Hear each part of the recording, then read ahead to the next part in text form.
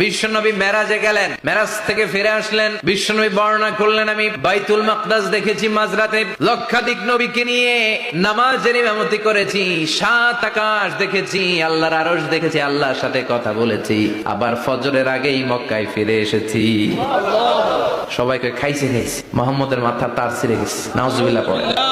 আবু জাহেল, উতবা, সাইবা সবাই মিলে একটা সুযোগ পেল, বললো এতদিন আমরা আবু বকররে বুঝাইতে পারি না, আজকে মোহাম্মদ যে গাঞ্জাখুরি কথা বলে এটা বললে আবু বকররে আমাদের দলে নিয়ে আসা যায়। সবাই সাইয়েদনা আবু বকরের কাছে যায়, যে বলে আবু বকর জানো নাকি তোমার নবী নতুন কথা আমদানি করেছে? কি বলেছে আমার নবী? তোমার নবী বলে মাঝরাতে বাইতুল মাকদাস গিয়ে, বাইতুল মাকদাসে তখন দ্রুতগামী ঘোড়া দিয়ে ছুটলেও যেতে লাগে 15 দিন, অ্যাবাউট টার্ন কাম ব্যাক, ফিরে আসতে আরো 15 দিন, মোট কয় দিন? 1 মাস, যেতে আসতে 1 মাস। তোমার নবী মাঝরাতে নাকি বাইতুল মুকাদ্দাসে ইমামতি করছে, 7 আকাশ ঘুরেছে, আল্লাহর আরশ দেখেছে, আল্লাহর সাথে কথা বলেছে, আবার ভোর হওয়ার আগে নাকি মক্কার জমিনে ফিরে এসেছে। আবু বকর বললেন আসলেই কি আমার নবী এই কথা কইছে? সবাই এক বাক্যে বলে হ্যাঁ, তোমার নবী মুহাম্মদ এই কথা বলেছে। আবু বকর দ্ব্যর্থহীন কণ্ঠে ঘোষণা করে দিলেন, আমার নবী যদি এক কথা বলে থাকে, আমার নবী সত্য বলেছে, সত্য বলেছে, তিনি কখনো মিথ্যা বলতে পারে? বিশ্বনবী খুশি হয়ে গেলেন, সাইয়েদনা আবু বকরের জন্য দোয়া করে দিলেন, আর বললেন আবু বকর আনতা লাস্তা আবু বকর ফাকাত, আজকে থেকে তুমি শুধু আবু বকর নও, আজকে থেকে তুমি আবু বকর as-সিদ্দিক। সিদ্দিক, সত্য গ্রহণে, সত্য প্রকাশে, সত্য মানার ক্ষেত্রে আপোষহীন, কোনো আপোষ নাই। চিল্লা এখন ঠিক কিনা?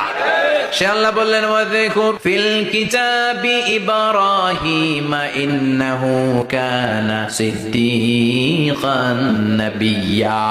ও নবী, আপনার এই কোরআনের ভেতরে আমার খলিলের নামটা রাখেন, কারণ আমার খলিল যেন তেন কোন নবী নয়, সাধারণ পয়গম্বর নয়, আমার নবী ইব্রাহিম হলো সিদ্দিক, সত্য প্রকাশে আপোষহীন। এজন্য আল্লাহ খুশি হয়ে ওনার একটা টাইটেল দিলেন, টাইটেলটা হলো খলিল। ওয়াত্তাখাযাল্লাহু ইব্রাহিমা, চিল্লায় বলেন ওয়াত্তাখাযাল্লাহু ইব্রাহিমা, আমি ইব্রাহিমকে খলিল বানিয়েছি। খলিল মানে দোস্ত, আল্লাহ দুনিয়ার একজনের দোস্ত ডাকে, কি মজার ব্যাপার, কেমন লাগে তার কাছে শুনতে? সুবহানাল্লাহ কইবেন না?